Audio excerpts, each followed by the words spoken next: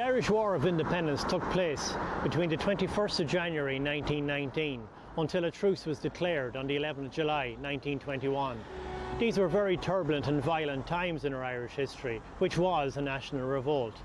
The key locations for these activities were Cork, Dublin, Tipperary and, interestingly, the small Midlands county of Longford.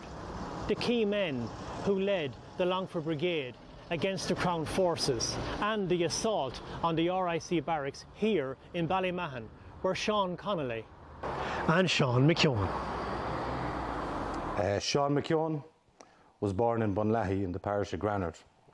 His father, Andrew McKeown, was a blacksmith and a native of Columkill, and his mother, Kathleen Tracy, was a native of Ballinlaw. The family later purchased a small farm and forge at Kiltruly, Bannalee, where Sean's father set up as a blacksmith, and Sean in his early days worked in the forge and became an apprentice blacksmith around 1913. Sean was heavily involved in the volunteer organisation and also the Gaelic League. It is actually after joining the Gaelic League that he actually changed his name from John McKeown to Sean McKeown, and using the Gaelic spelling, which again shows a background in cultural nationalism. But on his mother's side, he could actually trace some of his lineage back to the Battle of Ballymahon and the United Irishmen. And this obviously had an influence on his formative years as well, and why he became heavily involved in the volunteer organisation and in the politics of the time. Sean Connolly was born in 1890 in the townland of France outside Bannalee. His father, John, was an eggler and a farmer.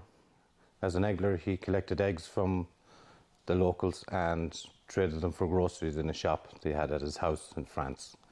Sean was the oldest in his family. He had 3 brothers and 2 sisters. His mother was Corcoran, also a native of the area.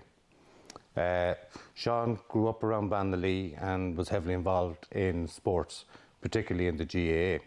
The club in Bannalee is now called after him. But Sean Connolly captained the 1919 Clonbrony Camlin Rovers, as they were known, to senior championship success in Longford. This team, incidentally, out of the starting 15, had 11 who were actually members of the volunteers at the time. So his influence at a local level probably came from a cultural nationalist background, and indeed that many of his teammates joined the volunteers. He was also a fine violin player and was secretary of the local club also. Sean Connolly would have joined the IRB early in 1917, and from there himself and Sean McKeown and Sean Duffy and others were particularly involved in recruiting into the ranks of the volunteers, particularly post-1916, where there was a resurgence in the organisation. And it was this branch of the IRB that Thomas Ashe actually inspected on his visit to Bannalee, where he was later arrested for a speech that he gave at the Hill in Bannalee, which was deemed by the British authorities to be seditious. Thomas Ashe later died as a result of force feeding in September 1917. And this again had another great influence on the nationalist struggle in Longford, and certainly influenced McKeown and Connolly further. What led to the start of the War of Independence? From September 1919 onwards, the IRA starts to become much more active in the south, and there's an attempt to assassinate the Viceroy, Lord French, at the end in 1919. But it's really January 1920 when IRA General Headquarters urged local IRA units to start attacking RIC barracks. We could really say that's when the guerrilla war starts. The IRA decided to go on the attack against the RIC commencing at the beginning of 1920, and the attack on Drumlish RIC barracks was in fact one of the first such attacks nationwide. And they headed then for Ballymahon. Now, all this time, Sean Connolly really was the key man. Sean McKeown was, I suppose you'd say, second in command. Ballymahon was a pretty difficult one to take because it was very well fortified compared to Drumlish, but they were more successful to a point in that the bombs did go off. Sean Connolly climbed up to the roof, very dangerous job to do indeed, but he managed to throw the bombs into a valley, blew a hole in the roof. then threw petrol down and set the place alight, and it went afire. But unfortunately, from an IRA point of view, the RIC and TANs by this stage escaped out the back and took shelter in outhouses, and they didn't surrender. So these raids on the RIC positions at Drumlish and Ballymahon and the destruction of abandoned RIC positions within the county of Longford by the autumn of 1920, they had not yielded any arms or ammunition to the Longford Brigade. So arms and ammunition were still in a very short supply within the county by the autumn of 1920. So those were two major attacks in North Longford, nothing gained, no ammunition, no arms.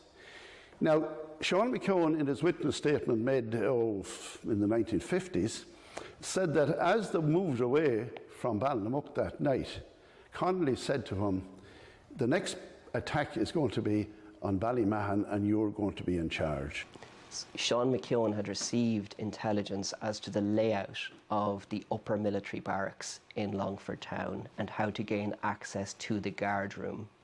So on the 18th of August, with 5 other volunteers from the Longford Brigade, McKeown gained access to the guard room within the upper military barracks. There was a British Army fella in the barracks in Longford who had become sort of friendly with some of the IRA leaders, and he's a British soldier, not too madly in love with the British Army. All he was in love with, really, as to say, was the half-crown rather than the crown. You could stage an attack on the army barracks in Longford. Now, believe it or not, I mean, there were hundreds of British Army men there. It sounded a strange thing and a very dangerous thing to try. But the key thing was that Geordie agreed to go with McKeown on the raid. This daring raid yielded 11 rifles and 550 rounds of ammunition, which could be then used by the Longford Brigade. Sean McKeown is now ready to go ahead with the Ballymahon raid, or Ballymahon attack. He has got the rifles. He has enough rifles, he figured, and he has enough ammunition for outposts as well as actually attacking the barracks, because Ballymahon was positioned in a place where there were hundreds, literally, of British soldiers in Athlone, in Longford and in Mullingar. So there were at least 3 roads that you would have to have a fairly sizable contingent of people armed with enough arms and ammunition if reinforcements were to come. So that was probably why he needed so much ammunition. They also had what they called Veery, I don't know how you pronounce it, Veery or very lights set up in Ballymahon. So if they got time to do it, the RIC or TANs or whatever was there could fire up a light into the air, and apparently it would be seen in Athlone or Longford, and they would send on reinforcements. So McKeown decides he would bring a number of North Longford men, experienced men, with him. Some of them say, like Jim Sheeran, who would have been in the British Army, Mick Kenny, Sean Duffy, Paddy Callahan, brought about 7 or 8 men with him. Now, they came in 2 cars. James J. Brady was the man that they always relied on for a car because he had one himself. They took one from a wireman in Soren around Ballymahon as well. Now, peculiarly enough, they got lost apparently, and they were a bit late coming, but Ceallaigh. Now, at a local level, the arms and ammunition, some of it was ferried by, there was a Michael Ryan, MJ Ryan from Lanesborough, who was a key man in South Longford at that time. Now, Ryan brought stuff a couple of nights before to a Pat Campbell's at Listlum near Ceallaigh. And on the night, if we're now talking about the 19th of August of 1920, Pat Campbell brings his Aston cart with the rifles and ammunition, covered with straw, apparently, from where he lived at Listlum, Ceallaigh, up by Terlickin and that way to Moy or Castlecore, a crossroads there at the back of the barracks, as it were. So the ammunition and stuff is brought there. So they assembled anyway that night, the North Longford men and the South Longford men, quite a lot of men from around the area. The outposts, they're ready, they're cutting trees and blocking roads as well. And they meet at around that Moy Castlecore area. One of the instructions from McKeown was to block the roads coming into Ballymahon, and one of these roads was here at Brannigan Harbour. Local historian Paddy Egan told me that as the battalion waited here in Brannigan Harbour, one of them carved with the bayonet of their rifle the letters I or A here on the stone in the harbour. I ordered the men to fall in and handed out the arms which had been in our possession prior to the previous night's capture. Before I distributed the arms captured the night before, I addressed the men. I told them that I had 11 or 12 rifles here, which last night were the property of the king, but that because a number of men had obeyed my orders implicitly, they were now our property, and therefore the property of Ireland, and that if they, the men present, obeyed my orders implicitly, the rifles and equipment at present in Ballymahon Barracks would, in 3 or 4 hours' time at the most, be ours also, and without the loss of a single life on our side. The attacking party under Sean Connolly and General Sean McKeown moved on towards the rear of the barracks in Ballymahon, passing through the Black Gates here at Moy. The raiding party took to the fields through the Black Gate at Moy and set off silently in twos across for the road for Ballymahon. Steele acted as guide, and Michael Malone, Carton Boy, carried the bag of Mills bombs. Other locals in the group were Michael John Kane, secretary of the GA Club, the soldier Nally, a former football player, Packy Kenny, John Nolan and Tim Nolan, John Clark, Barney Mulvihill. Local volunteer leaders Andy Fox and Willie Duncan were supervising the blocking of roads and the felling of trees, in which the other members of the company were involved. And then he says a very significant thing. As they approached the barracks, Sean Connolly warned the men that they were on a dangerous mission and suggested that each of them should say an act of contrition. So they headed off then for the barracks. Some of them were posted to the front of the barracks. I think there was 4 at the Church of Ireland across the road. But the key group, which was a mixture of North Longford men and South Longford men, headed for the barracks. Now, the fellows across the road started firing on the windows and firing on the door of the barracks itself. And at that stage, they decided to break into a house 2 doors up. I'm now sitting in the RIC barracks in Ballymahon, where on the 19th and 20th of August 1920, the IRA successfully flushed out the RIC officers. The attack on the barracks then started with some of the IRA men, the key men, some from North Longford and a lot of them from around the area here of Ballymahon, going into a house 2 doors up from the barracks. Now, to just place this in context, the barracks, as you looked at it, on the right-hand side was Lloyd's, the first house, and the next house was a saddler's called Dunhouse.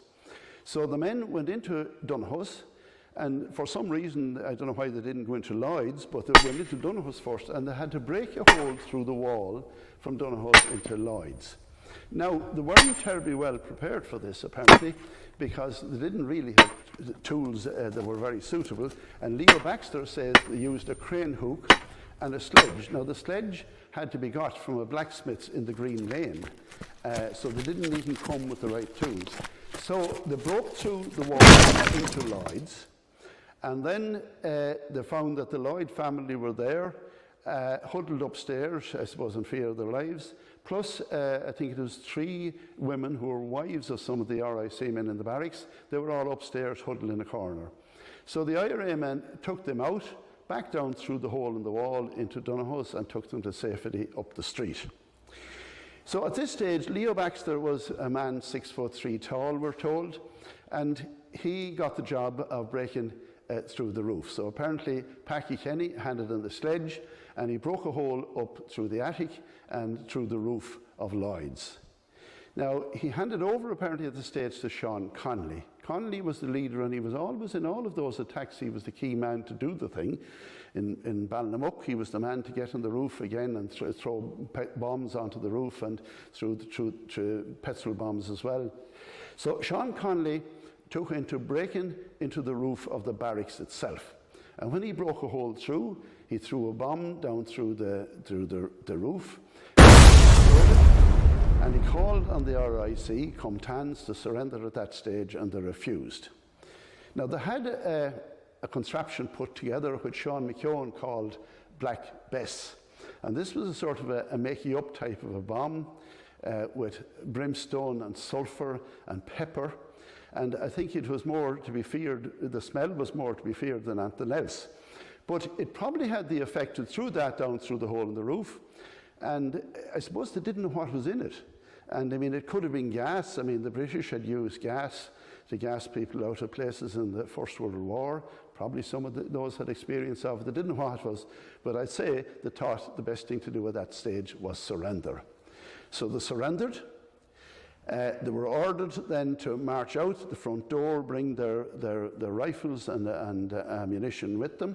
So after the RIC Cumann surrendered, the IRA ordered them, as probably was McKeown, ordered them to come out.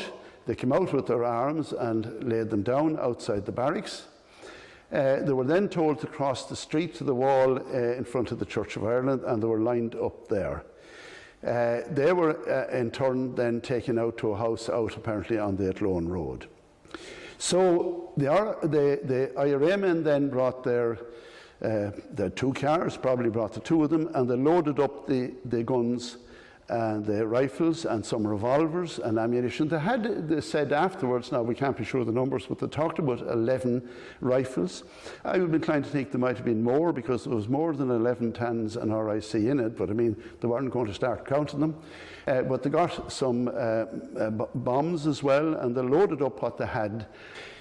So on this morning of the 20th of August 1920, the Longford IRA saw a sight they probably never, well, hoped they would see, but thought might never see. And that was when the RIC and TANs walked out the front door of Ballymahon Barracks with their rifles and revolvers and ammunition, laid the whole stuff down, surrendered to the IRA, handed up all of the arms and ammunition they had. They were ordered to cross the street to the wall in front of the Church of Ireland. Now, remember that these were some of these men who probably could have been in the First World War, surrendered to the IRA, surrendered to a group of IRA men led by Sean McKeown and Sean Conley. It was a momentous night, really, for the IRA in Longford. There was a big difference in gender during the War of Independence. We had 2 different organisations. We had the Irish Volunteers there, the IRA, which was an all-male organisation, and we had Cumann. Cumann's origins in 1914 go back to being a support organisation for the Irish Volunteers. Now that relationship continued into the War of Independence, but Cumann in its own right became quite active. Cumann branches tended to spring up where there was an active IRA organisation. So what we see in places like Longford is the IRA are very active, say, in North Longford. Sean McKeown's the head of the North Longford Flying Column. His sisters are very active in Cumann. So we see those, the late Canadian historian Peter Hart talked about republicanism running in families. So we do tend to see, and we particularly see this in military service pensions applications, where brothers are in the Irish Volunteers, the IRA, sisters are in Cumann. Cumann's activities change as the conflict changes. When there's no fighting around 1918, 1919, they're very involved in things like visiting prisoners, people who were imprisoned during the German plot. But once the War of Independence starts, we see a big change in Cumann. You could characterise Cumann's activities in the War of Independence under 3 headings. One was logistical support for the IRA. That involved acquiring arms and ammunition, transporting arms and ammunition, all of which facilitated IRA ambushes, but Cumann themselves were never actually involved in the military, in the fighting end of it, but they certainly enabled a lot of those ambushes to take place. A second area was intelligence, and this is possibly their most important role. We look at people in particular, women who worked in post offices were very valuable agents for the IRA because they could intercept British communications and make sure that the IRA often got them before the British got them themselves. And women were unobtrusive. The British didn't realise until late on that women were gathering intelligence or doing any of these things. And a third area was to I suppose, care for volunteers generally. Cumann parties often travelled with IRA flying columns and rendered first aid if any IRA men were injured in activities. And from the autumn of 1920, when the IRA had to go on the run, when the activists had to leave their own homes, it was the job of Cumann to supply them, to stay in contact with them, to bring them food, to make sure they had safe houses, all of those sort of things. Well, the women in Cumann played a crucial role, really, in the various raids and ambushes that were set up. And in all of them, in preparation for any of those raids, and I'm talking about things like the Clonfin ambush as well and the Ceallaigh ambush, there were outposts set up at a number of places, maybe a few miles away, where Cumann were posted for two purposes. One really was for first aid, and there'd always be some people there who had nurses training or who were actually qualified nurses. Now, generally they were lucky enough that there were no serious injuries. Now, when you consider that there was only one IRA man killed in action in the whole War of Independence in Longford, they were very lucky. But there were cases where they were required, like the Turla ambush over at Cashel area. There was one man, Ceallaigh man, who actually was the only man who was killed, who died later in June of 1921. He was injured in the Ceallaigh ambush. But in Ballymahon here, there was nobody injured. But in any cases with Cumann, they'd be posted there. They would be also there to provide food for men after an ambush or a raid. They could be waiting a long time, maybe a long time when they'd got any food. And where would you get it? At 1 or 2 o'clock in the morning. So that was the second reason. Now, the night of the Ballymahon ambush, there was about 20 to 30 women at, I think it was 3 or 4 different outposts. Now, just some of the people that would have been involved at that time were, for example, Mary Ellen Baxter, sister of Leo's from Arda. She was the commandant of the district here of Cumann. The Ballisties, the two Ballisties, Sheila Durley, she was later Sheila Ballisty from Lestreen and Lagan. She was involved. Mary Donlan from Crochet and Arda.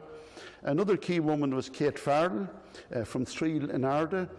She is reputed to have brought guns and ammunition by pony and trap to other engagements. I should mention, of course, the Ryan family in Lestreen and Cain. There were 2 of the Ryans who were involved in the 1916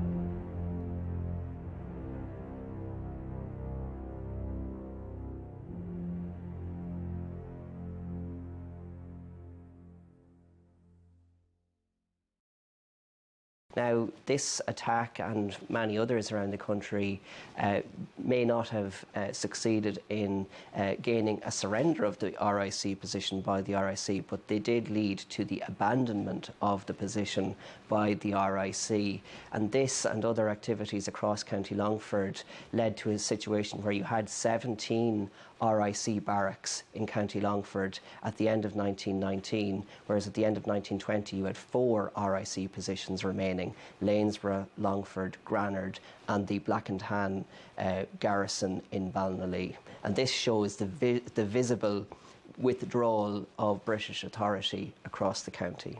All we got out of this capture were 2 bicycles. The arms, ammunition and other equipment were all taken away by McEwen and Conlan. This capture gave a great buck up to the morale of the volunteers and made them realise that if they had arms, they would be well able to deal with any enemy of equal or even greater strength.